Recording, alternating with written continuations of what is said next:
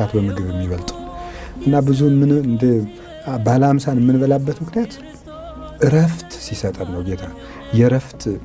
እረፍት ውስጥ ትገባላችሁ፣ በእኔ ትንሣኤ እረፍት ታገኛላችሁ ነው እንጂ የምግብ ካሳ ለመካስ አይደለም።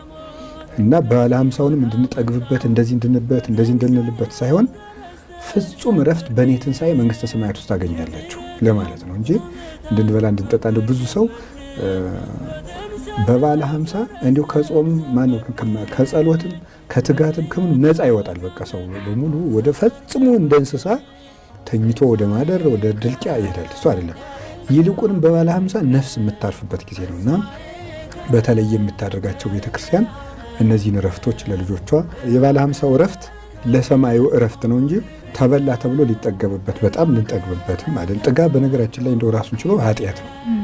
ጥጋብ ራሱን ችሎ ኃጢአት ነው። ከመጠን በላይ መጥገብ እንኳን